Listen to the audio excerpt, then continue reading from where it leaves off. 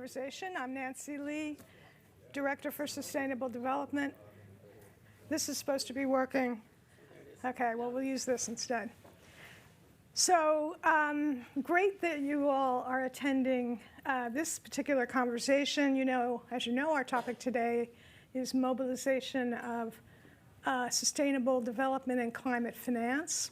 I don't think I need to tell this audience why that's so important and why it's so high on the agenda for MDB reform. Just a couple of numbers. According to the MDB joint report itself, their collective annual mobilization of private finance is something around $70 billion a year, at least the most recent year. And according to the independent experts group to the G20 that was published last year, an additional $240 billion in MDB catalyzed private finance is what's necessary for the MDBs to play their role in filling these enormous finance gaps by 2030. I can go on at length about what's behind the $240 billion. I will not. This is not going to be a conversation about the size of finance gaps. Instead, we deliberately titled this conversation, What We Don't Know Can Hurt Us. So you might ask why we did that. And I guess I would answer with a shortfall of that magnitude, even if there's obviously uncertainty about the numbers. It seems to me you'd want to start with a pretty robust understanding of the current landscape, the current data that would enable you to understand the nature of the challenge. You'd want data to show where the greatest mobilization performance has occurred so far, and you'd want data to show where it hasn't occurred, so you have some sense of what needs to change in order to improve performance. So if we all were engaged in this analytical effort, we might want to ask questions like the following. Which sectors, at a fairly detailed level, have offered the greatest mobilization volumes? Has that changed over time? Is the pattern of sectoral mobilization different for low-income countries than for middle-income countries? Which financial instruments are the most catalytic? How does mobilization vary by country? Is mobilization per dollar of MDB finance higher for middle-income countries than lower-income countries? What are the characteristics of countries where mobilization per dollar is highest? Is it mostly driven by country income level, or are other factors present in countries where mobilization is high? Where should concessional finance be deployed to have the greatest mobilization and market building impact? And how much mobilization can be achieved through transferring bundles of assets to the private sector as opposed to a transaction by transaction approach? And I would submit to you, of course, I'm fascinated by these questions as a researcher, but I am not the only stakeholder that would benefit from the answers to these questions. But the truth is, we don't know the answers to these questions because we don't have enough data to answer them. And that's a pretty striking observation at a time when the urgency and importance of mobilizing more private finance is critical. That's the core of the challenge we're discussing today. That's why the work of Publish What You Fund is so important and so timely. To quote one of my favorite authors, James Baldwin, in an entirely different context, not everything that is faced can be changed, but nothing can be changed until it is faced. So achieving much better mobilization results cannot be done without a clearer understanding of what's working and what's not working.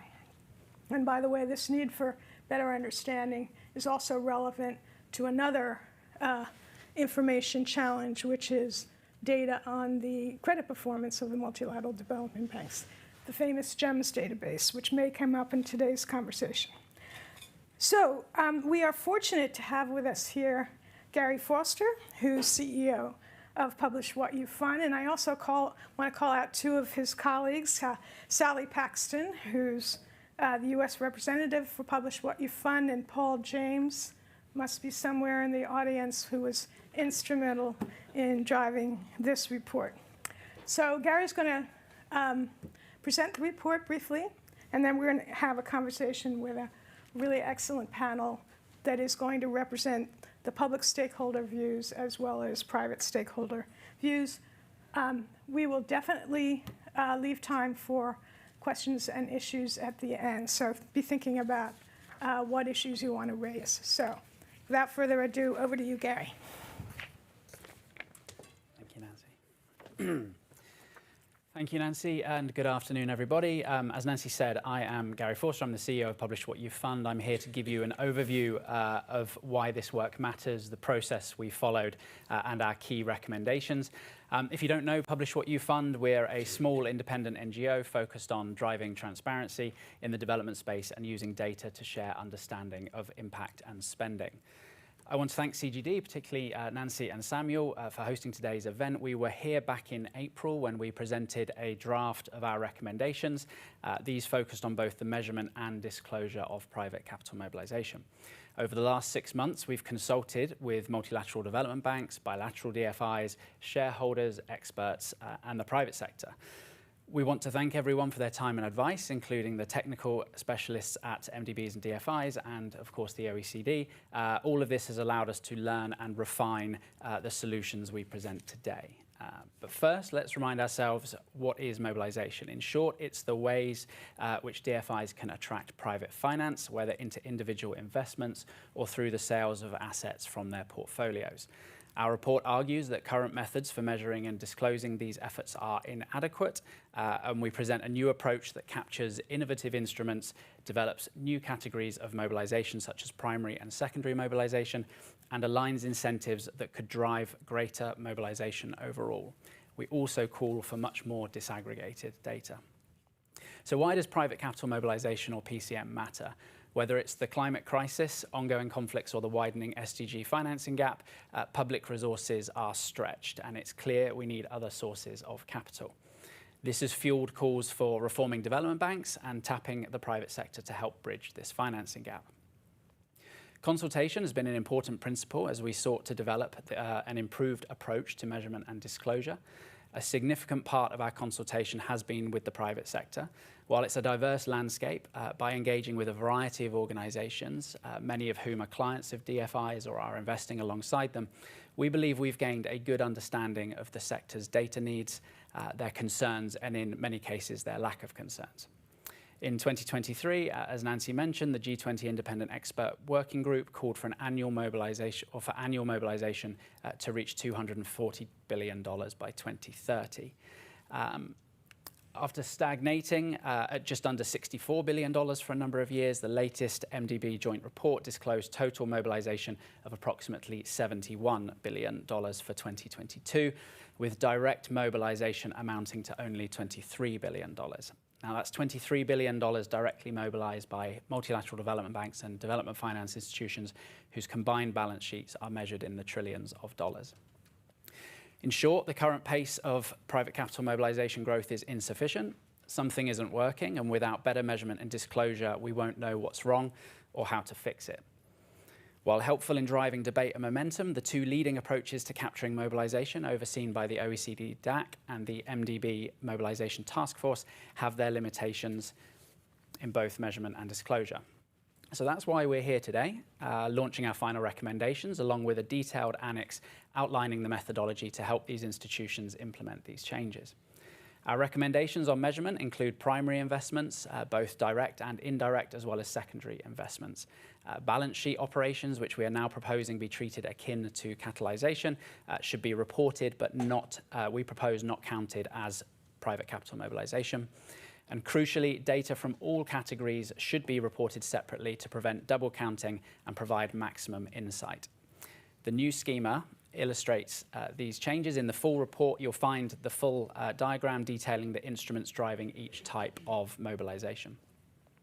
So if adopted, our proposed changes to PCM measurement will boost overall mobilization figures, and adoption is looking likely. BII's new methodology is closely aligned with what we are recommending. Both the OECD and the MDB Mobilization Task Force are considering reforms to their own approaches that also reflect our recommendations, and we're hopeful our ideas will also feature in upcoming G20 outputs. But with larger figures comes the need for greater transparency, understanding where the numbers are coming from and, importantly, where they aren't. So that's why this new measurement must be paired with detailed disaggregated disclosure. The current level of aggregation hampers the scale-up of private sector investments. It obscures the effectiveness of various instruments, it masks outliers, and it prevents meaningful analysis of what works and what doesn't. Our final recommendation calls for disaggregated data by investment, by geography, by instrument, sector, mobilized amounts, the typology of the mobilized party, and the type of mobilization. Crucially, and in response to DFI concerns, we are not asking for the disclosure of the mobilized party's name, and this is all reflected in the new schema, which is in the report and on the screen at the moment. In developing this proposal, we considered concerns from DFIs about commercially sensitive information and the views of their clients regarding the sharing of mobilization data.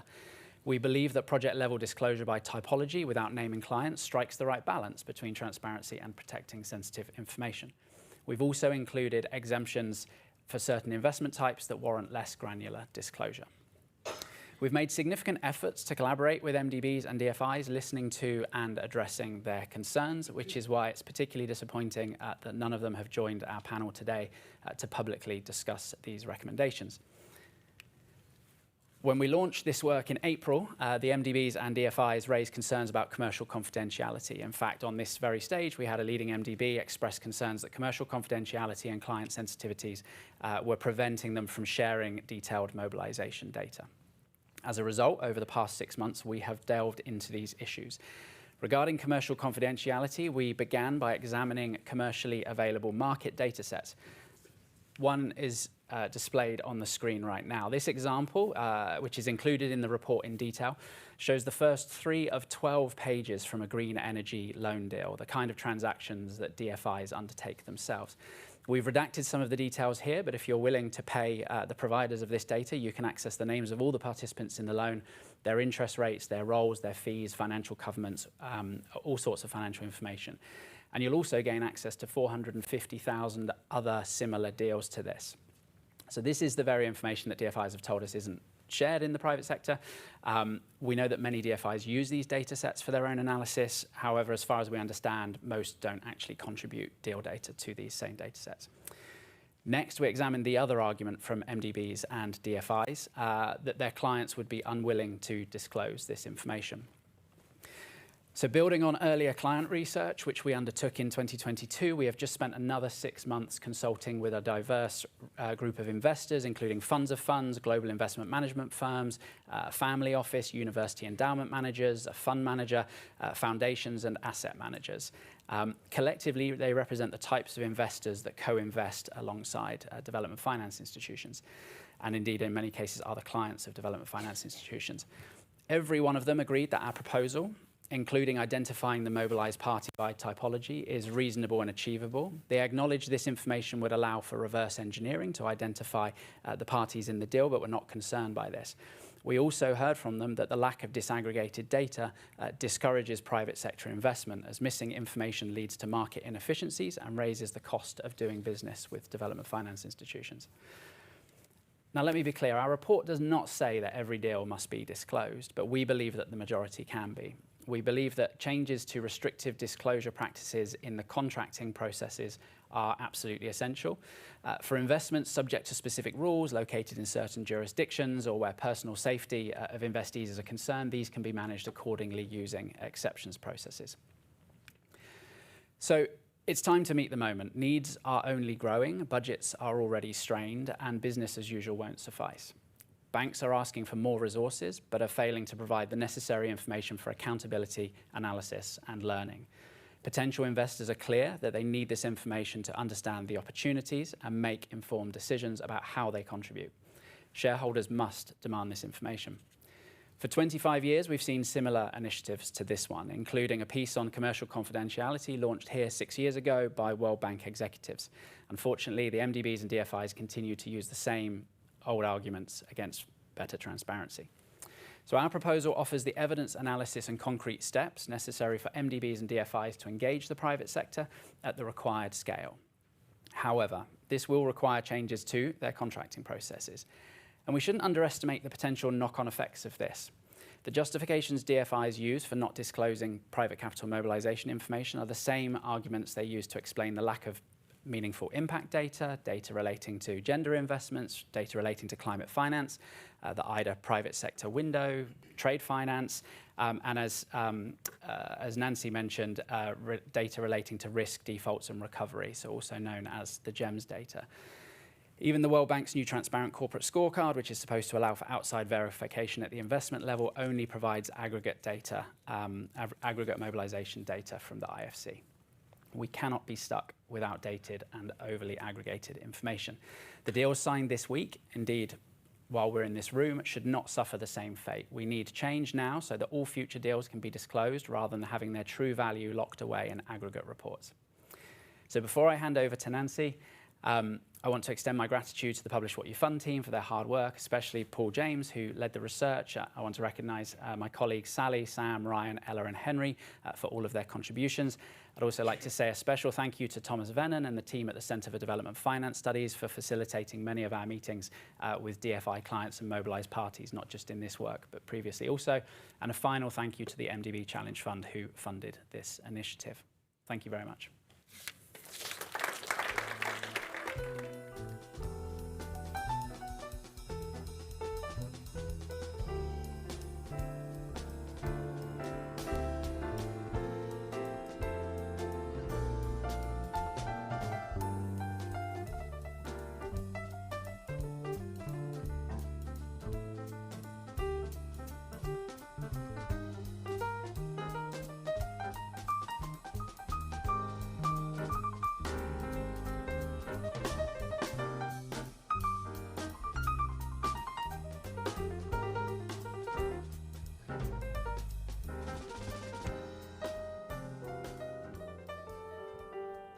Much, Gary. That was a remarkably lucid and helpful presentation, and you know, very important to emphasize the point he made that this is an independent study, but it was not done in isolation. There was a huge amount of consultation with a whole range of stakeholders to put this together. So it's done a lot of work that I think that will be beneficial to everybody. So let me start by introducing our panelists, and then we can plunge into a conversation.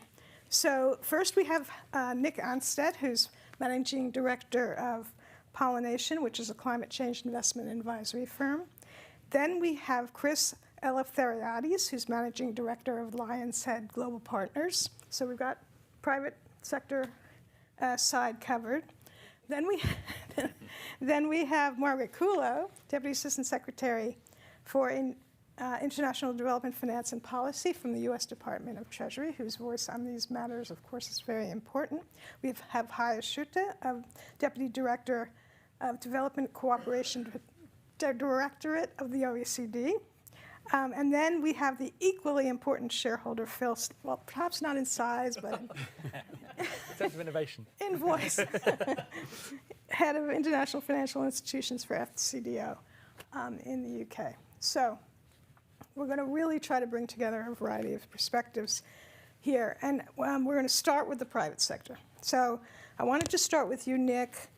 You know, your firm is in the business of trying to clear away roadblocks to climate-related investment. So we're talking about one particular kind of roadblock today, which is an information gap, which is impeding the opportunities for the private sector, among others, to identify where co-investment with the MDBs is most possible. So if you could do two things, if you could give us an overview of what kinds of information and what levels of disaggregation in information are most useful to your clients, and then if you could react to the proposals that Publish What You Fund is making and how well they respond to your clients' needs. Certainly. I'll react quickly and flip the order. I think the only reason Sally invited me here was because I attended a spring meeting session on this, and halfway through, I finally stopped biting my tongue and said, why are we even here? How is this stuff not already actively disclosed? And in fact, I find most of this information on PitchBook and CapIQ and DealScan and places like that anyways. And so I was a bit flabbergasted sitting there. So that was my reaction. My reaction is, I think they're great recommendations. I'm surprised that it sort of takes this long to sort of get through this. So eager to hear some of the views of the other panelists and questions from other people afterwards. But let me talk about why I feel that way, some of the types of information that people need, the level of disaggregation that folks need. I think a critical reminder from the private sector seat is the fact that finance thrives on precedent.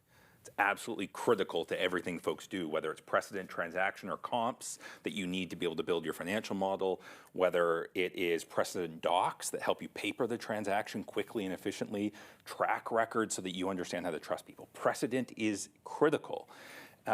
And so we have countless clients come to us, even in the last 6 months, some our own internal investment funds and some external funds from a large global coffee chain that wants to channel capital into its supply chain for regenerative agriculture and senses that perhaps development and blended finance could be a critical partner in what they're doing.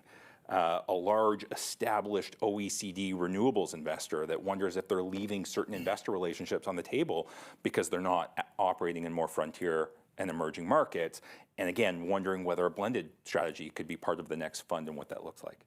An established blended finance manager that's pushing into new sectors around adaptation and resilience and needs to mobilize capital there. And again, just needs to know who's investing in those sectors. What are the precedent transactions? Countless other examples like that.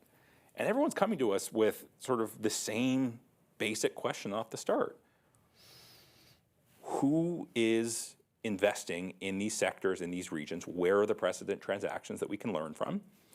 And who do I go to for partnership on some of these things, either early in a co-development phase or later when I'm actually looking for that investor target list? And the steps that we take aren't too dissimilar from what most people in the financial world would take. It's quickly go down and download a couple dozen different transactions relevant to what you're talking about from PitchBook or DealScan for loan information. Go to Convergence and download anything that we can get out of Convergence. Go straight to some of the DFI websites. GCF concept papers are a treasure trove of data on sort of granular disaggregated data on financing, so go and download that stuff. Where there's still gaps, go and search for press releases, because most institutions are disclosing this stuff in press releases. And you piece together this picture. Now, we luckily have subscriptions to these things, which probably cost us upwards of $100,000 a year across the different seats that we have, but the information's there in many cases and can be pieced together. So we're often doing that. Now, people are looking for those precedents. They know that that information is there already, but it's expensive to go and find that information and super inefficient. And we've got a whole host of folks that are looking at the development finance space to be able to push into climate action, nature action in emerging markets that want to get into this space and don't know how to navigate it and access it. And this is one of the most critical entry barriers for people that they come to us on.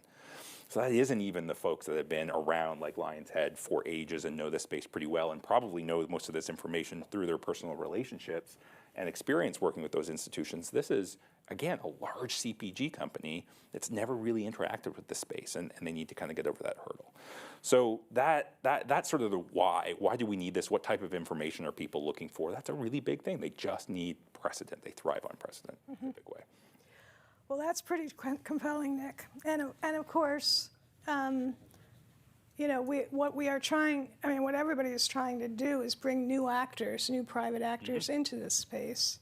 And so there are those who have their own transaction experience and access to private databases, but there are those who don't. And to achieve these large increases, we need to sort of bring in those who don't. And then the other thing I would say is, from a shareholder perspective, I'm not going to speak for shareholders, but they're being asked to put additional resources in these development banks' partly in capital, partly in concessional finance. That's hard and expensive. This is relatively low cost and makes better use of a public sector good. So I think this is part of why this conversation is so important. Yeah. I mean, if I just really quickly on the flip side, right? So on the DFI side, because we work with a lot of DFIs as well, and we can come to commercial confidentiality and the reality of that. But on the flip side, there's huge benefit to this information being out there from the DFI side. There's a reason why so many banks and others participate in DealScan, the LSEG platform, or put press releases about their deals. It is free marketing.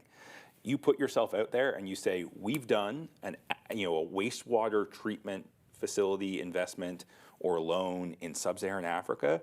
The next potential client that needs to get that financing, who's the first person that they reach out to? The one that they saw the press release for. So it's free advertising. On the DFI side, you're saying, this is where we're looking for deal flow. This is our buy box. And it advertises it to the world. And it means, one, you don't get people like me or other institutions coming to them with something that's so far off mandate and so unreasonable for what they're looking for. So you're not wasting their time in that. And you get an influx of good deal flow that's coming to you. So that's why people in the private sector put this information out there quite publicly. It's free advertising. Yeah. Okay, well then let us turn to Margaret. We understand, I think Secretary Yellen in this very room when she gave her sort of seminal speech about the importance of MDB reform, emphasized private mobilization just as much as the other aspect of reforms. Taxpayer dollars should be as catalytic as possible. It's good for the taxpayer. The recipient countries are no less interested in developing the private sector as well as public finance for them. So, but you and your colleagues, the Treasury, will be faced with decisions about where to put additional resources, concessional and non-concessional. So what information do you want that will help you make better decisions and that will help you track performance of the institutions so that you can hold them accountable and report to the taxpayers and the Congress and others who are ultimately providing this money? Small question. Yeah. Thanks a lot for having me here, and thanks a lot to Publish What You Fund for all the work that you've been doing really over the last year on this. I think the conversation that it has spurred has been extremely constructive. We've seen it's helped us in our advocacy to increase availability of this data, obviously to serve the overall point of increasing private capital mobilization overall, but I want to go into a little bit more detail on that. And it's helped us push the institutions and provide what look like perfectly workable frameworks to go forward. So there's the advocacy piece, and then it's followed up with a very practical piece. So we appreciate that very much. So we think about it. I want to think about this or describe this in three different ways. So there's accountability, there's effectiveness, there's efficiency. From an accountability perspective, and maybe I should start from the beginning. The reason we care about this at all is, as you said at this top, there's not enough public money to go around to solve all the problems we need to solve, and clearly some of the problems that we need to solve can be addressed also with private capital. How do we get private capital in the place where we need the private capital? One of the tools is through the MDBs. Not the only tool, but one of the tools is through the MDBs. And the more they are able to show what their own mobilization performance is by country, by project, by sector, as we've talked about, the better able we are to see that the second point is around efficiency. So grant capital is the most expensive piece in the entire development finance infrastructure. The lending capital is a little less expensive, et cetera. We want to make sure that we're spending the grant capital where it's most needed. The other half of that question is, where do you not have to spend it? Where can you lever? Where can you bring in the private sector? So I think that efficiency is extremely important, and getting more data helps us understand where we really need to target the most expensive part of the capital and where we can encourage the institutions to lean on their own ability to lever. And then you have effectiveness, and this gets to the question, some of the data is reported really at the gross level. That doesn't really help you very much because it doesn't tell you if sector X in country Y is a place that is ripe for private capital investment because it's all rolled up in these big numbers right now. So I think you can't be as effective in the use of either the application of grant capital or encouragement of private capital without additional detail on the data. I want to touch on two other points. There's a set of internal incentives within the institutions, and then there's kind of external incentives. So in terms of internal incentives, I think we've made a lot of progress over the course of the last 2 years in the context of the overall MDB evolution effort in encouraging the institutions to set targets around private capital mobilization, and now we are seeing private capital enabling as well. I would get to that separately. Setting a clear target of private capital mobilization and then being really clear on how it's measured helps to set that internal incentive structure so that teams understand, I'm not going to be rewarded as much for own account financing as I could potentially be for levering the funds I have to bring in a bigger deal at the end of the day. Now, we don't want, and this is where you need more granularity, we don't want the internal incentive structure to send the institutions away from small markets, hard markets, poor markets.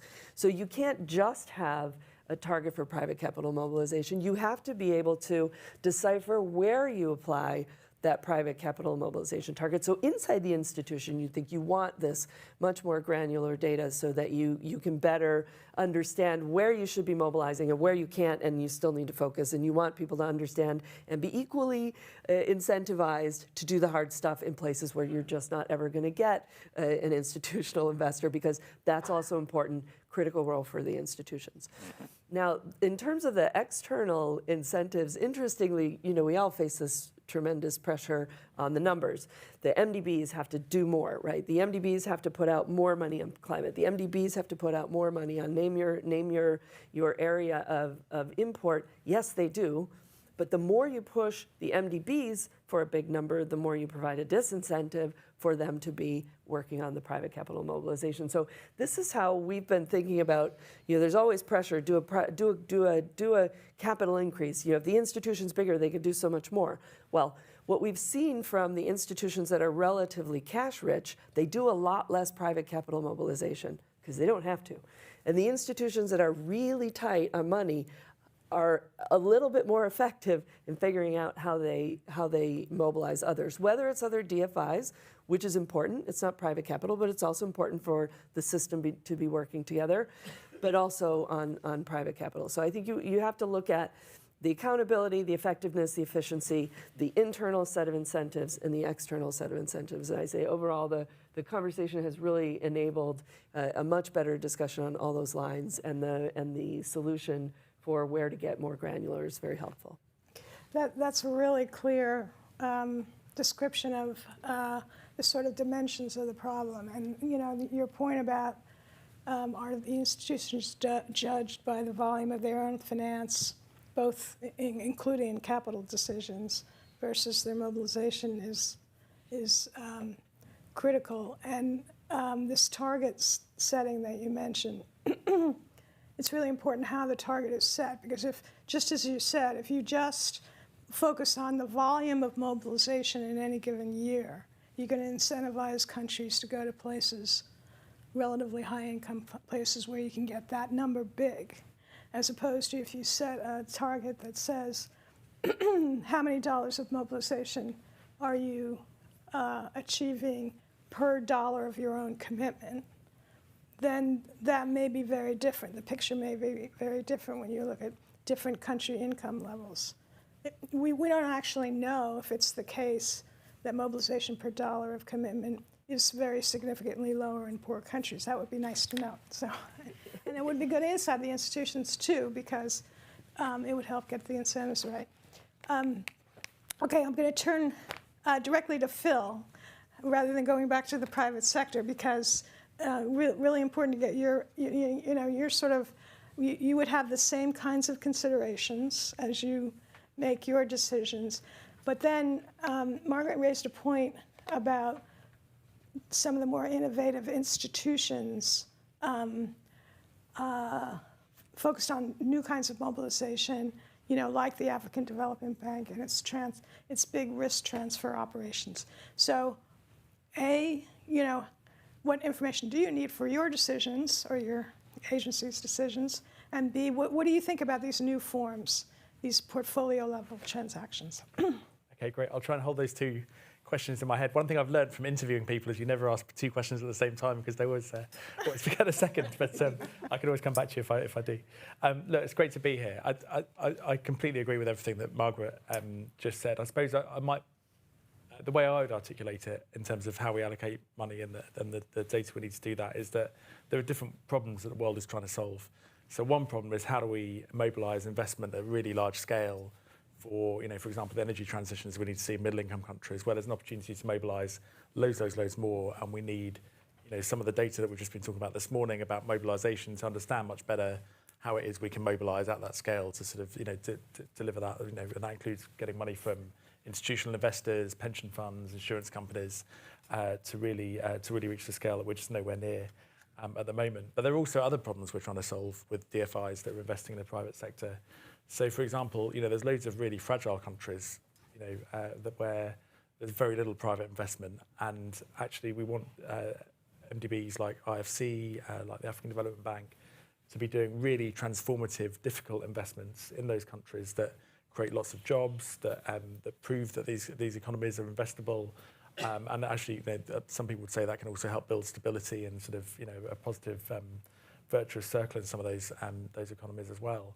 And that, I hear what you're saying, Nancy, about the fact we don't know whether some investments mobilise more or less in different contexts. But I think our experience, I know the experience of our own DFI, BII, is that they've invested in some really hard, risky investments in some of those contexts that hasn't mobilised a great deal, but it's had a huge impact on on that economy and on people's lives in those economies.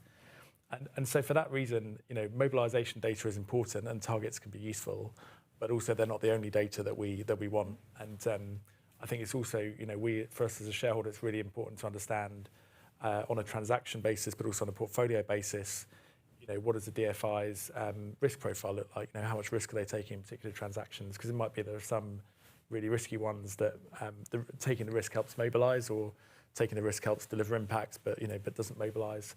We need to understand that. How much concessionality they're using as well. As Margaret said, grant finance is the most expensive. We need to target it really carefully.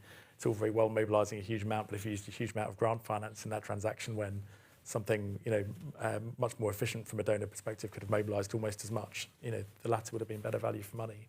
So we need to understand the wider sort of the risks that MDBs are taking, how they're using their finance.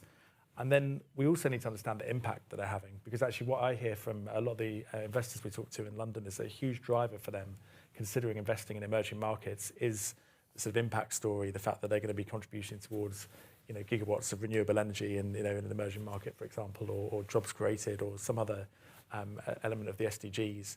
And so the more we can get standardised impact data out there in the market that people can recognise, and allows people, frankly, savers to understand how their pensions, their savings are being used.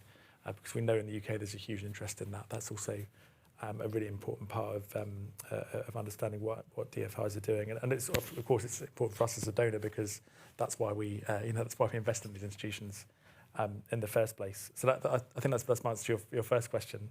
To the extent I can remember the second one, which was about what I think about these clever, innovative ways of transferring risk. So I think I've seen a couple of people in the room that were involved in the G20 Capital Adequacy Framework review, which was I think so useful for talking about, or of course you were as well, Nancy. So, I would agree, yes. Yeah, it was great, wasn't it, in terms of showing how we could stretch MDB balance sheets, but also had some ideas about transferring risk off MDB balance sheets to allow them to invest more themselves as well.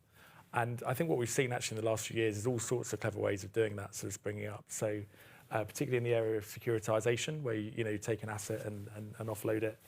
We've in the UK we've been innovating through something called Mobilist, which is actually Tom over there is involved in, and Chris as well, actually, I should say. What Mobilist is doing is trying to create products where the underlying assets are in emerging markets or developing countries, and then listing them on public markets, because we know actually it's the public markets where a lot of the institutional investors are looking to invest and get more exposure in some of these economies. So we've supported things, for example, like the Bayfront transaction, which actually didn't have a lot of MDB assets in it, but had a lot from the local banks. But basically had a load of infrastructure assets, mainly from East Asia, listed on the Singapore Stock Exchange, I think it was, and basically brought a load of investment from a new class of investors into a set of assets that they might otherwise not have had exposure to. So I think that's an area that could be much more done. I know that the IFC are developing their warehousing facility at the moment, which I think is a really interesting innovation. Potentially that could lead to some more securitization of the same sort, and would certainly encourage the IFC to think about how they can bring other MDBs and DFIs into that as well. There's also a lot of work going on insuring MDB portfolios. You mentioned the African Development Bank. We worked with the UK insurance sector to basically expand African Development Bank lending by about $2 billion by the UK insurers providing a first loss guarantee on a chunk of their portfolio, and then we came in as government with a sort of second loss guarantee. The Inter-American Development Bank did something similar, I think, this week without support from donors, which was also really impressive. And then there's other innovations out there, things like the ILX fund that many of you will have heard of, which is it's a bit different from the securitization approach. This is taking getting investors to invest in a fund and then using that to sort of co-invest alongside MDBs or DFIs, or invest in MDB or DFI assets. And they've already mobilised themselves a huge amount of investment from European pension funds, Dutch pension funds already, and we're talking to them about how we can try and potentially get interest from UK investors in that as well. So I think there's a huge amount of stuff out there, and I think at this stage we just need to try all these things, get the data out there, and then understand which things work best and which things we should be scaling up. Absolutely. That's exactly the point, and having the data to be able to judge where we're succeeding and where we're failing is critical, and I'm really glad you raised the impact point, which Margaret also touched on, because the dimensions of judgment have to be impact as well. It have to be impact, it have to be market building, not just that particular transaction, and then they have to be mobilization. So the transparency agenda is not just focused on mobilization. And the one other thing to add to what you're saying about these various portfolio level transactions is, if you had more data about how they operate, you could also go back to this question about where you allocate your concessional finance, because blended finance has been up until now very transaction by transaction specific, which is kind of onerous and creates very high transaction costs. Would it be better to take your scarce concessional funding and do it at a portfolio level where, and in the FCDO case, the room to run, I think FCDO actually took the riskiest tranche, right? No. Oh no, that's right. The insurers took the riskiest. Took the riskiest. So they took the riskiest $400 million, which actually made it easier because as government we have to manage our budgets. Any payouts are going to come out from within our aid budget. It's quite hard if you suddenly get a call on a guarantee at the end of a financial year. So we needed the insurers to take that first loss, and that allowed us to provide quite a large guarantee behind that of second loss, because we knew that sort of initial tranche had been covered. Yeah. So you were able to optimize the use of your sort of semi-concessional finance because you actually had a private sector entity willing to take the highest risk. So that's really a key example. So OECD is a big player in this. OECD is a big player in transparency. OECD is a source of data itself. So important to hear your take on this. Where do we have enough data? Where do we not have enough data? And how do you react to the proposals that Publish What You Fund are making from your perspective? Sure. Thanks for having me. Thanks for the report, Gary. So let me at the outstart say that we have a very good collaboration with MDBs. They report widely to us. We have 22 MDBs, which are also providing data on their private finance mobilization. Currently, figures are that the most actual ones that in 2022 we have 62.5 billion counted altogether, and the MDBs account for 75 of that. So the rest, the 25, are bilateral ones. So these are our figures. They report, the quality of reporting is increasingly better. They report almost all of them disaggregated data to us, which allows us to quality assure the data and make sure that there's no double counting. And now comes the however. You see the kind of tension building up here in the room. However, is that due to non-disclosure agreements, we are not able to provide this data in a disaggregated form. And that marks the difference between that also Gary showed in the slides between the bilateral DFIs, who most of them allow us to publish disaggregated data, and the MDBs. So the MDBs only allow us to publish semi-aggregated data. And that's the outcome of a more than 2-year-long negotiation discussion process between member countries, US being one of them, UK another one, Canada, just to say France, a couple of them, and the MDBs. We were a little bit as typical secretariat of that proposal that started in 2019 and somehow peppered out in 2021 during the COVID period. And the agreement was to say, okay, you sign MDBs a non-disclosure agreement with us, or we sign a non-disclosure agreement with us. We get this disaggregated data, and we only publish semi-aggregated data. Personally, I think it is positive, and so far that we have the data quality assured now on our aggregate, semi-aggregated data. Negative is obviously that we don't have the disaggregated data that I think everybody so far on the panel clearly called for, that is necessary going forward.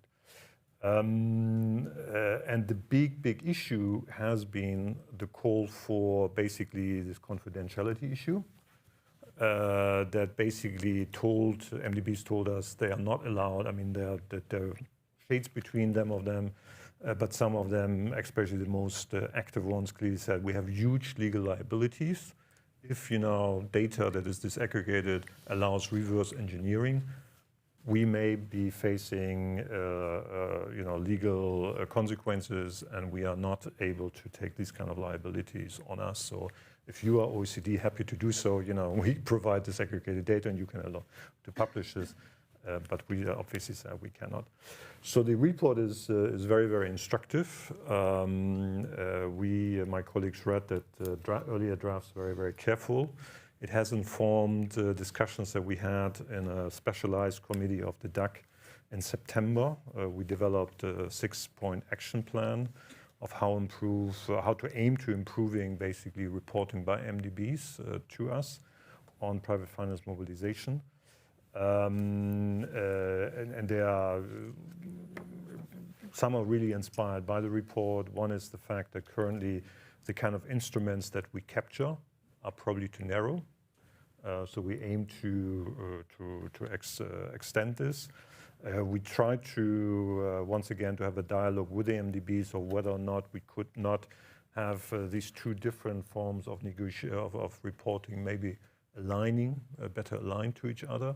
Because I think the report rightly criticizes that there are two different ways, we created a common narrative around that, but obviously there are two different ways of reporting.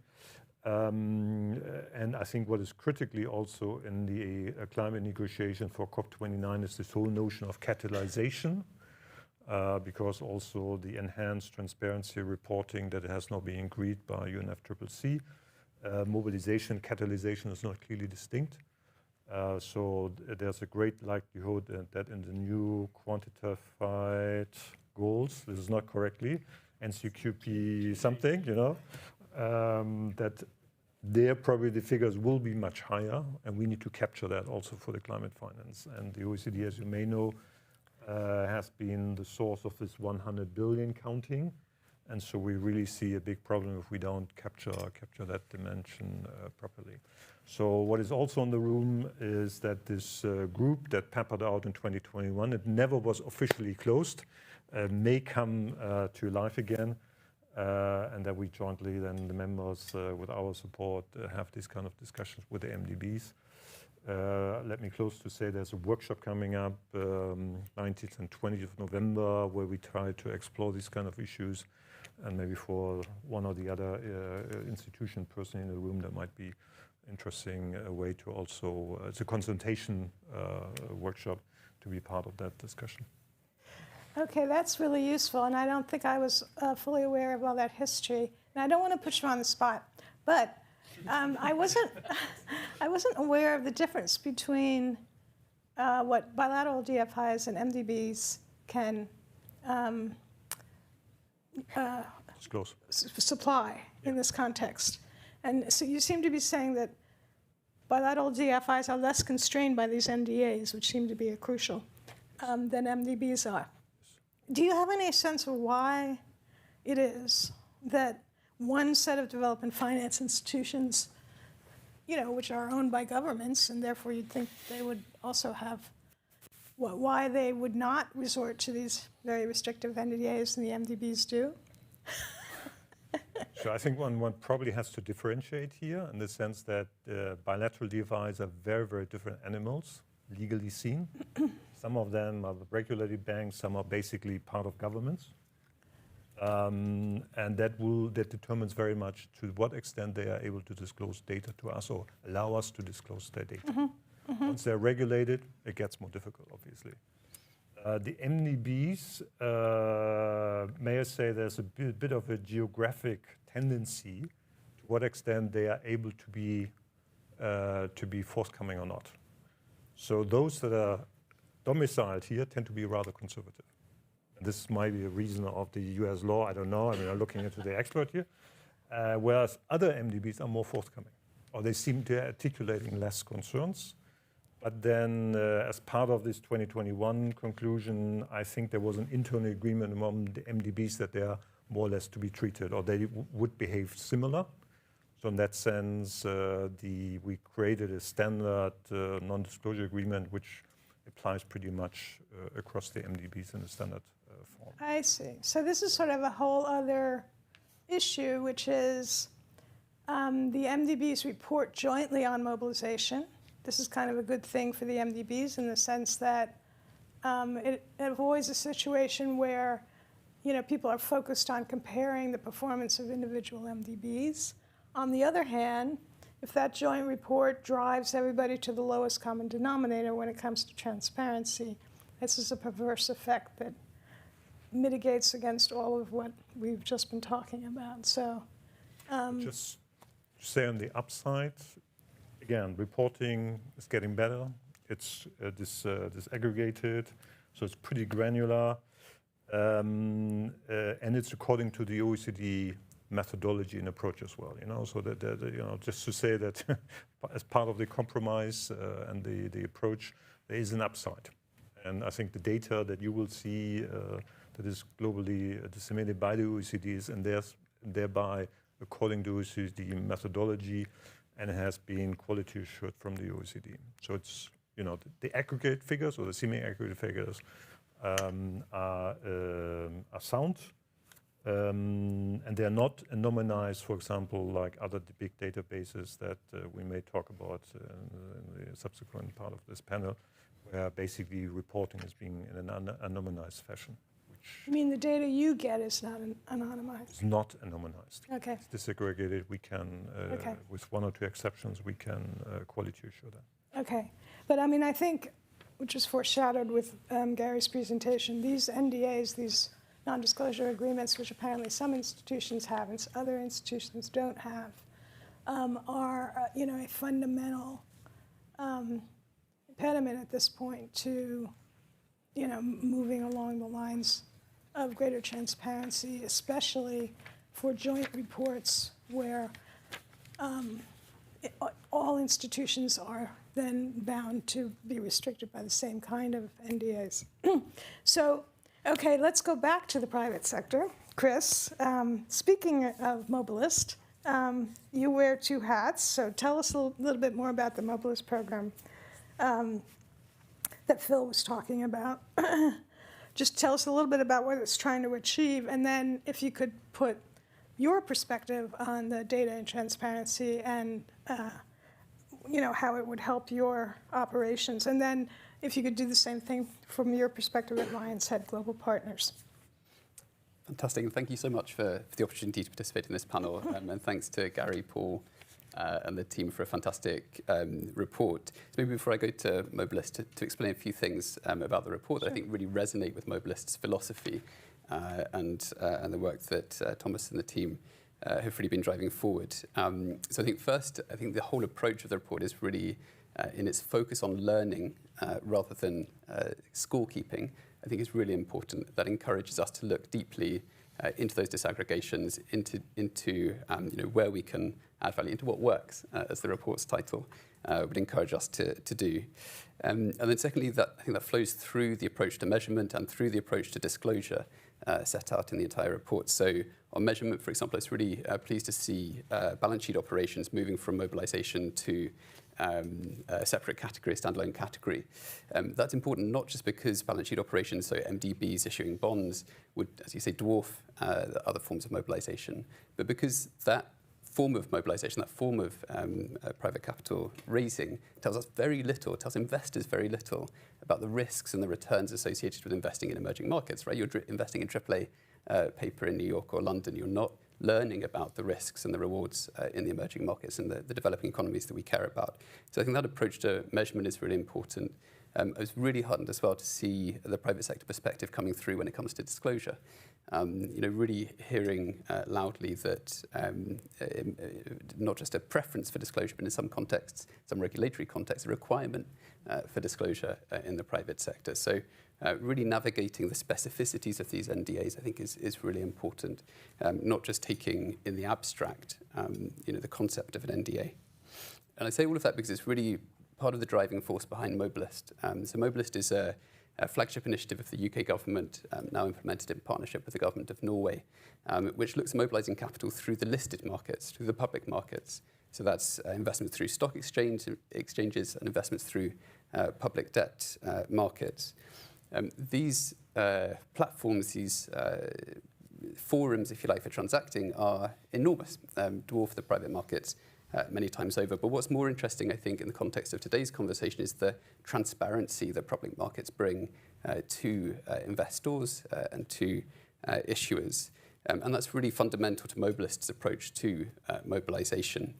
So we have in the public markets disclosure by default. It's not something that's nice to have. It's something that is part of the process. Every trade in the public markets creates new information that can inform. I think Nick put it really well, finance thrives on precedent. So seeing how others are trading in the market allows us to understand the likely ways in which future investments will perform. And the Mobilist is also really focused on learning itself. So we have, as Lions Head, we're leading the research part of the program. So we've been developing a bit of a research agenda at this intersection between development finance and public markets, which we think is quite a nice niche, bringing together some of our expertise as a firm and our focus on development finance. Maybe a very final thought to pick up on Phil's point about the Bayfront transaction, to give you an example of what this can look like in practice. So Mobilist invested in September 2023 in the equity of a securitization listed in Singapore of infrastructure assets, mostly in the Asia-Pacific region, but it's actually a global portfolio. And as Phil said, these are assets that are drawn from private banks, not from DFIs for now. Mobilist, as I say, invested in the equity. It was an infrastructure transaction. But in the prospectus and in the new issue report that came along with that transaction, we have an enormous amount of disclosure. We have an enormous amount of data about what subsectors, what geographies, what currencies these assets are located in. Bayfront simultaneously published data about the investor base. So when the transaction went live, we were able to see who was investing, which geographies were the investors from, which segments of investor, who were the asset, not the individual asset managers, but what percentage was asset managers, what percentage was pension funds, and so forth. And we see that on a longitudinal basis. So this was the 4th transaction in this series. So we could see this was the first time we had North American investors, for example, participating in the Singapore-listed infrastructure transaction. And the final thought, the key there is the standardization of this information. It's prepared in a standardized way, and it's disclosed in a way that investors are expecting to receive it. So it's not a dump of data onto a website that we have to pour through PDFs. It's in an entirely standardized format. So I'll pause there, but hopefully that gives you a sense of why we're so passionate about the public markets. It's not just their scale, it's really the transparency and the learning that we can capture through those transactions. Yes, and very, very consistent. I think it's probably no surprise to all of us that firm disclosure is sort of a fundamental part of developed capital markets, of public listings. So this conversation is sort of revealing this kind of odd disconnect between the sort of standardization of disclosure and expectation of disclosure, and also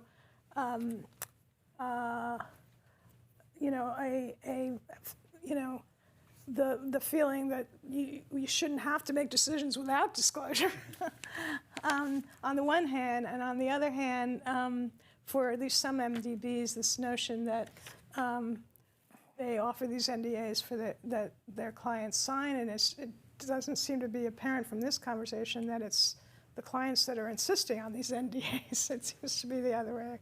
It seems to be the other way around. So this really does reveal a kind of fundamental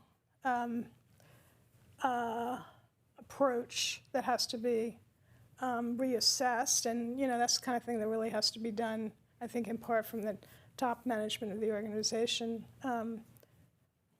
in the context of their overall private mobilization strategies, and of course the shareholders have to have a role, at least not in sort of micromanaging the legalities of it, but pushing the institution to figure out where their priorities really should be.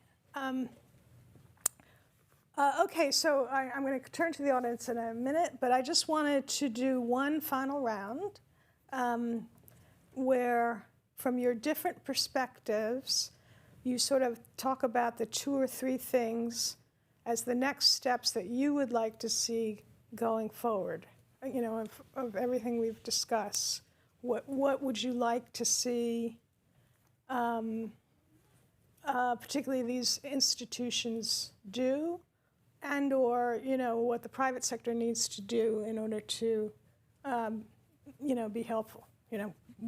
One obvious point being not insist on NDAs, which restrict information access. But anyway, so let's start with you, Nick. I mean, maybe I'll play off of accountability, effectiveness, efficiency as the sort of 3 areas that you were focused on. To not focus solely on accountability and overlook effectiveness, and importantly, effectiveness for what? To what end? So playing off your disclosure example there, if you're the CFO of a publicly traded company, and you're a high-growth tech company, is where you're playing. Market share is critical to your success in what you're doing. If the market out there has a metric for profitability, and that's the only metric they care about, only metric they want to figure out, and you're sitting there saying, well, my whole strategy is contingent on me being able to capture market share and sacrifice profitability now in the near term in order to increase subscriber growth, in order to increase revenue growth, like that would take you down a really bad path. And it's the same in this case. I was sitting with the CEO of an IFI, one that isn't required to report into the OECD or MDB joint report, but still is asked regularly to provide information on private capital mobilization. She admitted, straight out to me, reputational risk is the concern. It's nothing to do with confidentiality. It's reputational risk, but also this fear that their shareholders will not understand the nuance of their particular strategy. We went through this journey without this paper in front of me. We went through this journey And they've aggregated data. Okay, so we mobilize 1 to X. And okay, we've broken it down by country, and here's what we've mobilized by country, and here's what we mobilized by product that we have. That's great. But it wasn't until we got further and further down and continued to try to dig into their data and see what they had that we were sitting down and we looked at some of these transactions and realized, well, one of the problems that they had and they were fearful of is they were mobilizing regional banks, local project developers, local private equity funds. They were not mobilizing the big BlackRock, Brookfields of the world, the ones that everybody's focused on because they create sexy cop stage moments. To have Larry Fink sitting next to you to talk about the big mobilization you've done. It was small local actors, but that's an incredible story to tell. To be able to say that we're mobilizing the capital that has staying power, the stuff that's there in market and is going to remain. And they couldn't tell that story because none of their peers were disclosing that level of granular data. They were fearful that if they started disclosing that level of data, yeah, their mobilization ratio might be slightly lower in some regions in some cases. In some areas, it was through the roof. But it might be slightly lower in some regions. But hey, shareholder, are you willing to sacrifice a little bit of mobilization in order to mobilize these particular actors, and let's tell that story together.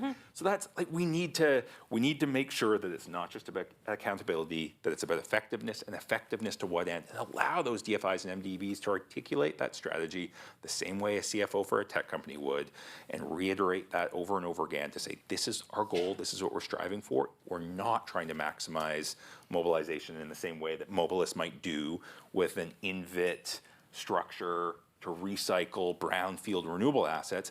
We're going after greenfield battery operations and grid development. And guess what? Our mobilization ratio is going to be 1-to-1 because that's what it's going to take to do that. And that nuance is okay.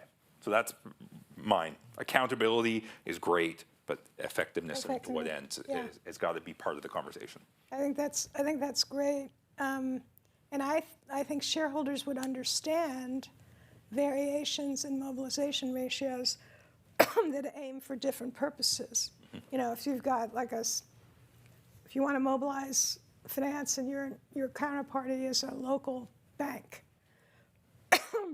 you know, your scale may be smaller than if you were working with Standard Chartered, but you're trying to do local capital market mobilization, development. So I think maybe the management of the institution has to give more credit to shareholders, you know, just ability to understand these differences than they perhaps do. So, okay, let's do it in order. No, that's fine. We're a good time. I have two things on my wish list. Okay. One related to that actually, which is a greater coverage of smaller regional development banks in this story. So I'll just give the example of the West African Development Bank. We're talking a lot about securitization this week. BOAD has had for years a securitization program. They've done synthetic transactions, they've done true sale transactions, it's in local currency, it's hard currency. It's a fantastic program that I think all of us can learn a lot from. But I haven't seen enough conversation about it in DC this week and more generally the global scale. So I think that's one on my wish list. The other is more on catalyzation and to the point about incentives. It's great that we're moving from own balance sheet transactions to private capital mobilization. But a big part, again, coming back to Mobilist, a big part of the story is the additional information that these transactions are creating, the precedents, the comparables that we're putting into the market. And unless that is captured as a form of catalyzation, will disincentivize relative to the other forms of capital mobilization, those actions. And we've done a little bit of research recently that we just published on the website looking at this concept of demonstration effects, of how we can mitigate these information asymmetries, trying to put a bit of structure around what's a very messy concept to attribute capital to. Is that the William Paradis paper? Exactly. So the work with risk control. Yeah, it's on our the team. website if you're Fantastic. Yeah. So we'd love feedback on that framework. We hope it's something that will be part of the story going forward, putting, again, just a bit of structure around this concept of catalyzation through demonstration. Yes, excellent. Okay, Margaret.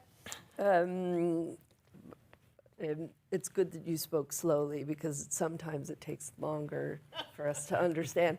I think it's fair that some of this stuff is pretty complicated. And actually, when we think about, from the shareholders' perspective, when we think about the capital adequacy framework review report, also that was a lot to digest.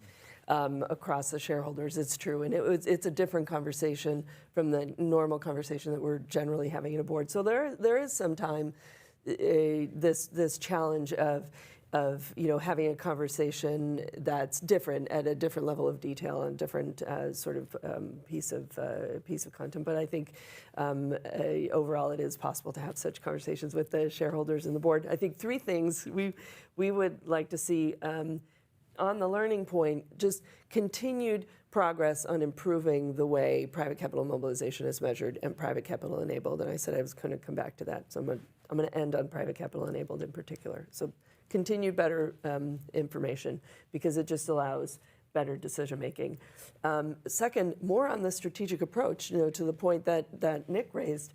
What is the overall institutional approach to building the private sector? Part of that is private capital mobilization. Part of that is domestic capital market development. What is the overall strategy of the institution? And then how does private capital mobilization fit in to that overall more strategic approach to engaging the private sector? And then last is GEMS data. Just can't not do GEMS data. We're talking about transparency. This global emerging market risk database for two reasons. So embedded in the capital adequacy framework review was this recommendation about getting more GEMS data out. Interestingly, because the idea around that was the credit rating agencies would have a better sense for what the actual risk that the MDBs are facing is. Mm-hmm. So it's a completely different perspective, but it also serves that very important, potentially can serve that very important niche. And then separately, the ultimate on private capital mobilization is not how much, what percentage of, deal X was own account financing and mobilized financing, but this private capital enabled. What are the institutions doing that help fundamentally grow the ability of the private sector to invest in emerging and developing markets, regardless of whether there's an MDB involved in the transaction? And up until now, there has been no real incentive within the institutions to do that kind of work. So I think starting this private capital enabled measure so that you get credit for helping a country issue a local currency benchmark debt that doesn't count, that you're not booking. It's on your balance sheet. Right? That kind of work is just as important in this space as the private capital mobilized space. We had an event this morning with, among other people, former Treasury Secretary Larry Summers, who basically said toward the end, that the thing that's really going to mobilize private capital is to create more opportunities to make profitable investments in any given economy, and that's a much larger issue than risk sharing by the MDBs. So totally agree with that. Okay. Hi, Ed. Three things. Learning, as you were saying. I think we need to do our homework at the OECD. But then also to say that Phil and the German government, UK and German government also launched Hamburg Data Alliance just 2.5 weeks ago that aims to make available risk data more accessible, as well as allowing databases that do exist talk to each other. So learning one. Two, I think it would be excellent if somebody with serious legal knowledge would look at these non-disclosure agreements and the practice. Because I'm a layman, legal layman, but frankly, I have been dealing with these issues for many years. I never really understood what the concerns are, especially if I talk to private sector people. They say, well, we don't really. The data is out there. If you do web scraping, it's all there. So somebody because we are getting, when we push these institutions, we are getting legal treaties. Mm-hmm. And one has also to say within the institutions, quite often the operational people wish to give us more data, respectively are more forthcoming. once they consult their legal departments, the shutters go down and it becomes extremely conservative. So somebody, I think, with some legal expertise, maybe some foundations out here in the room could, hire some people that really looks at this and really makes a legal assessment of this, with all the differentiated. So that's probably my biggest thing. And the other one goes to the dear shareholders in the room. I think that these methodologies are super strategic. They are board issues. For example, I say this because in the MDBs, some MDB representatives are here in the room, they can tell me whether they're wrong, but I've heard that this kind of methodological work is hardly ever reading the board level. It stays within the technocratic levels I belong to in the OECD. But this is, I think, really absolutely critical. I know that some of you guys have been asking to make this board level stuff, but to my extent, this is not happening on a consistent fashion. Currently, MDBs are working on a methodology on catalyzation. That is big. That is very, very big. So if my dear shareholder representatives with fellows could say, okay, we want to know what the MDB working group is really developing here, and really have a strategic discussion about this at the board level, that would be really excellent. Yeah, absolutely. That's a good suggestion. I mean, we just published something called an MDB Reform Tracker, where we assess progress across 7 institutions based on their institutional strategy, whether they set targets, and then whether they monitor progress on those targets. But I think this conversation shows that the institutional strategy has to be quite clear so that the priorities I agree with you. They have to really ultimately be set by the shareholders management. Okay, Phil, anything to add to all of this? It's hard going last when everyone's been asked the same question, isn't it? But yeah, look, I mean, I think just come back to that point. I think we really do need harmonisation across the system, between the OECD and the MDBs. And I think certainly shareholders engaging more on the issue with MDBs can help with that. I think, and that's going to be particularly important as we develop wider methodologies around catalysation, as others have been saying. On the transparency, I was going to say my wish was that more people would join the Data Alliance that we launched in Hamburg. Was it already 2.5 weeks ago? I thought. I think so. Maybe it's fast. Yeah. Anyway, so but I mean, it's open, right? So this is about GEMS, but it's also beyond GEMS as well, and about getting all the data out there. Risk, return, impact as well, which came up a lot in the conversations we had, and working together to try and do that. So, as an action today, if there's anyone in the room or on the panel that's interested in joining that alliance, we'd love to have you on board. Maybe just the last thing, actually, I mean, perhaps slightly to disagree with you, Nancy. Actually, well, I agree with you that you should. What you said earlier, that we should take shareholders seriously and assume that we can be intelligent. But I think also sometimes the way that data is used or the way that shareholders engage with MDBs is sometimes a little bit. Well, it's not so intelligent. And I think we've had a conversation where we've all been asking lots of other people to do lots of other things. So maybe just to bring it back to ourselves or back to my role as a shareholder at the end, I would also like to see shareholders building trust with the MDBs and DFIs by using this data in a really reasonable way, in the way that others were talking about earlier, and really having that nuanced conversation about, this is not, there's been some comms out there over the last couple of years. You've heard people saying, oh, this MDB, for every pound it invests, only mobilises this much, or it's less than £1 or something.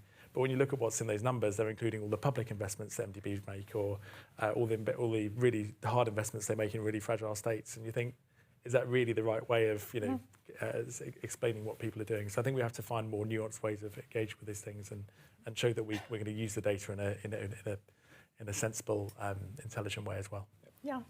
Yeah, totally fair. Okay, we have a little bit of time for questions. Probably just one round. So what I'm going to do is perhaps do 2 rounds. Okay, let's go do this half of the room first, and then this half of the room. So this lady and these 2 gentlemen, if you would identify yourselves, ask your question very briefly, we'll have the panel respond and then go to the side. Although we've proven not to be so brief, so. You have a chance to improve. Time to redeem ourselves. Continuous learning. Just shifting the tone of the conversation a bit, I'm Fiona with Oxfam.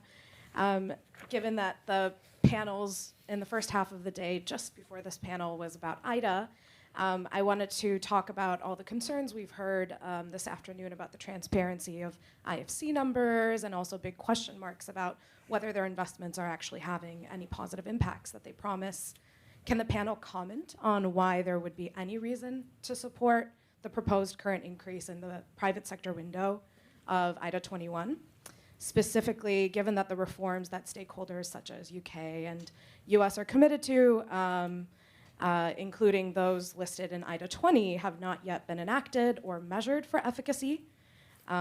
Direct question, will the US and the UK support an increased PSW window with money that could instead be going into general IDA funds that have much clearer impact and transparency? And then briefly for the rest of the panel, when it comes to private capital mobilization, leveraging the MDBs specifically, it requires us to think about the institution's development mandate. We've discussed all day the importance of the impact of resource mobilization, whether that's from the public or the private sector. To be equally concerned about efficacy as well as efficiency, do you agree that public funding catalyzed for private capital mobilization must deliver clear value add and transformative impact on development gaps beyond expanding the private sector in low-income countries as an ends in itself? Well, I think the answer to that last question is clearly yes. Okay, that question basically could take the next half hour. So, I just want to set your expectations. Please, really quickly, the gentleman behind you and then this gentleman. Hi, I'm Wasim. I'm a research fellow with Harvard Kennedy School focused on mobilization and climate finance. And prior to that, I was the director of mobilization at BII, where I worked on BII's approach to mobilization. And I think one of the things that we struggle with the OECD methodology, the MDB methodology, and probably this one as well now that's been introduced, is just the data collection side of things and data quality, because especially bilaterals, they've grown substantially over the last few years, and there's a lot of operational pains that they have to still work through. So the question is, how much thought has been given to the data quality and the data requirements that these new methodologies are going to place on DFIs? Very good. Okay. Hi, my name is Dustin Schäfer. I work with the environmental organization Urgewald from Germany.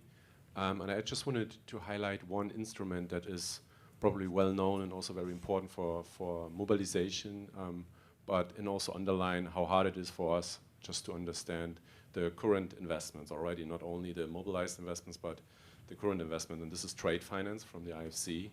And we have looked at the trade finance portfolio twice already. And it's really hard to just understand actually where the money goes, sometimes not even on a country level. We're not talking about project level. And the data that are provided by IFC is very incoherent, even within the same programs. And just to give you one very simple example, if you look at the annual report of the IFC, you will find 2 trade finance programs. IFC actually has 9. So we're not talking about live data or so, or searchable databases, but just the annual report. And this is a great concern for many of us, and especially if we talk about the impact that we don't want to mobilize money just for an end, as an end for itself, but we want to have positive development impact, and I think that's a very important issue to look at. Okay. And I was just the question whether you have any idea of the sweet spot of transparency and confidentially in relation to trade finance. Thank you. Okay, trade finance. You know what I'm going to do? I'm going to take 2 more questions. And George, I'm keeping track, so I'll refresh your memory because we're pretty much out of time. We need to. Yeah, thank you. I'm going to be very brief. I'm Mini Kwame, founder of Transit Management Company. My question echoes the comments of Larry Summers this morning. Is a very profitable endeavor to allocate funding on MDB's assets? First question. The second question, where and how to assess the risk-adjusted return of this type of capital allocation? Thank you. I'm sorry, assessing the returns on risk-adjusted return. Risk-adjusted returns. Yeah. Okay. This gentleman. Hello, Nicholas Swan, Swiss Think. I'll just mention briefly that I also used to do ratings on multilaterals when I was at S&P, and I used to work for a shareholder, the Canadian Finance Ministry. So I think I have a bit of perspective, but I'll be briefer than what I was planning to be. I can think of many reasons why the data should be disclosed. I can think of only one that might be a reason why there's reticence. And my suspicion is simply that over time, there's not been very many resources allocated internally at the MDBs to data quality. And there's some concern about simply putting out to the world bad quality data that might not be so well organized. So it's a reason, but I don't think it's a good reason.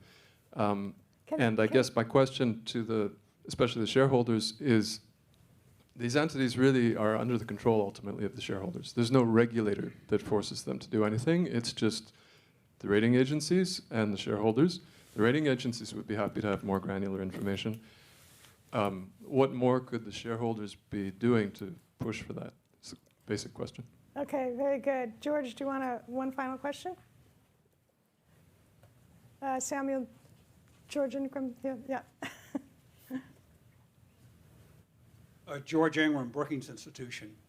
My issue on your last question, Nancy, is that the way to move the needle on transparency is to remove the curtain from business confidentiality.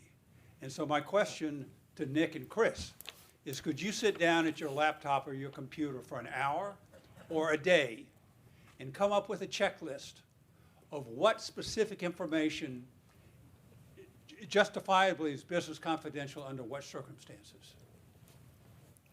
Okay, so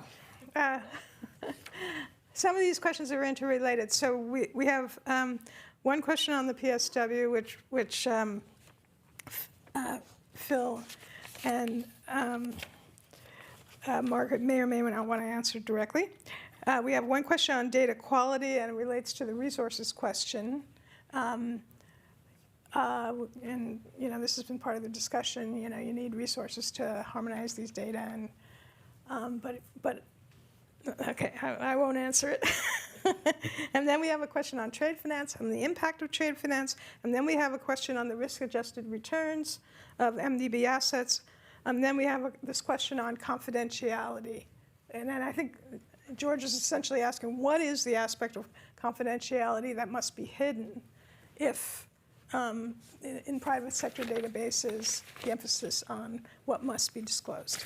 So I'm just going to give each of you, obviously you don't all have to answer all of the questions, and each one of you answer one question. Go ahead. Let me say the first one. It's a good question about the IDA PSW.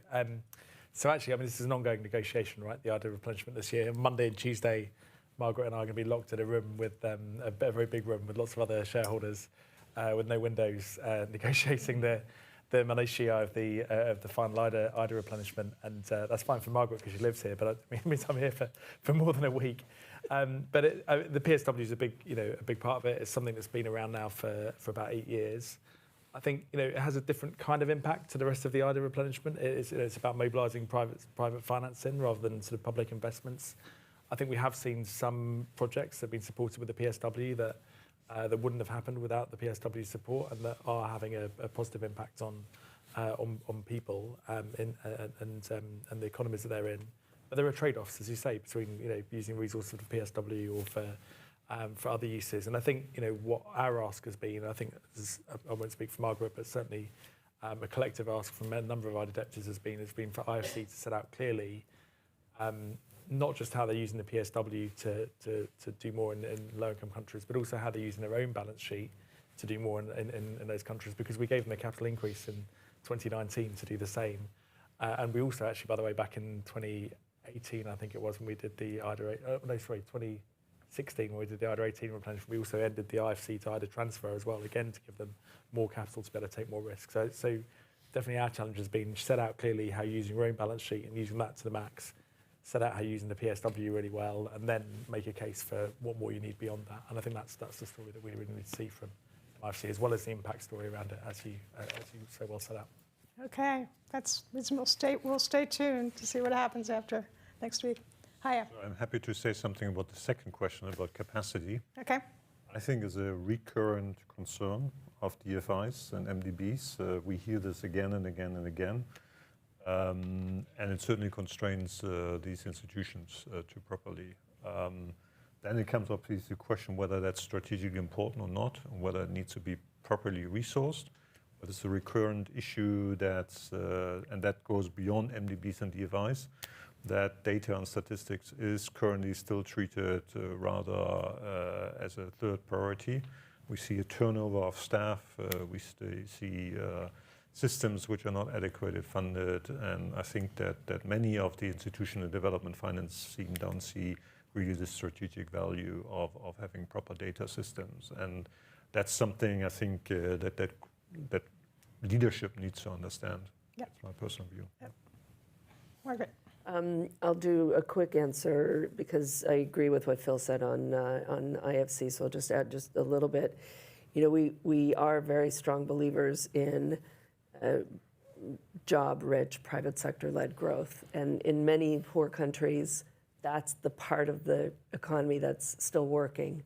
And what we hear from the IDA borrowers almost universally is their priority is jobs, jobs, jobs, and you need the private sector to do it. So we're trying to figure out how you balance how the PSW is applied, how IFC is applying their own balance sheet, so we can deliver for the IDA recipients what they're asking for, sort of loud and clear. That has been one of the clearest messages. And it comes along with a lot more transparency.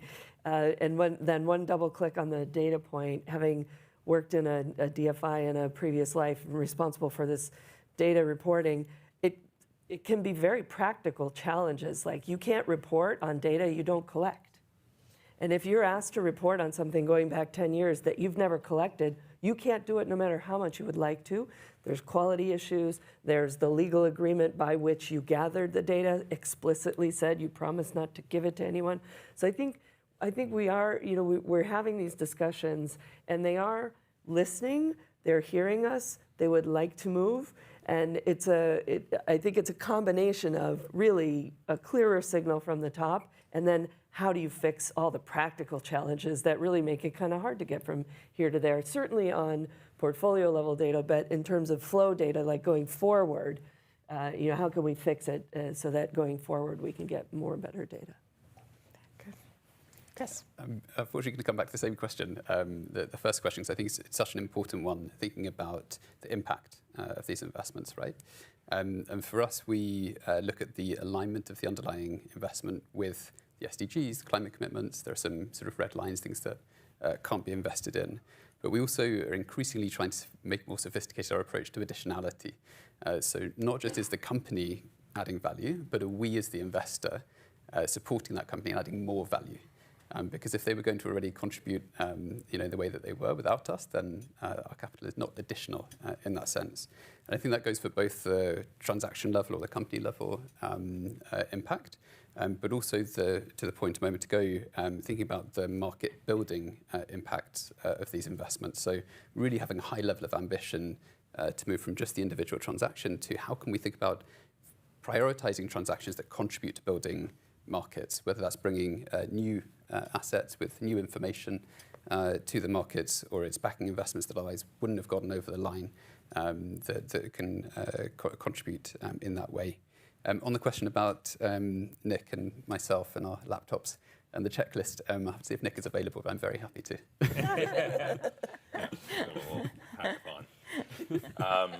Yeah, I mean, rapid fire, we're about to reach first close on Gaia, a large adaptation and resilience fund managed by private sector asset managers. And I can list several ways that FinDev Canada and the Green Climate Fund have dramatically influenced the approach, the strategy, the impact framework for that vehicle. MDBs, DFIs do have a dramatic effect on pushing people towards impact. So there's lots of great examples of that. On risk-adjusted return, I mean, the GEMS database is helpful for that, right? I mean, it's really helpful to be able to see some of the risk-adjusted return profiles of different opportunities. Now, the cuts of data that we've gotten are good. They're encouraging. It tells everyone what we know, that the returns and actually loan losses are almost non-existent in many cases, that some of these assets perform pretty well. You'll never be able to disaggregate the sovereign guarantee or even the implicit sovereign guarantee behind some of those things. So, is that going to be the same return that a private sector entity would be able to achieve? No, but at least it's helpful data to wrap people's heads around and to talk about, again, efficient use of scarce donor capital, because you're able to look and say, the reality is the returns are there, they're strong. You don't need our blending. You don't need this type of activity in what you're doing. So that's been one really big improvement lately. And then, business confidential. I mean, one gap that I think from the report, and maybe this is where the MDBs and others pushed you, I honestly can't see the confidentiality issues with respect to their clients, the investors, or lenders or others. I mean, that information is out there, even detailed information on pricing. And in fact, on any of these loans, if they're not published on that database, we would just work through our investment team, who are registered investment advisors. We'd call up the loan desk at one of the big banks that we knew that underwrote the loan and say, can we have a copy of the prospectus? And they would send it to us gladly. And so then we can get all the information there anyway. So most of it we can get.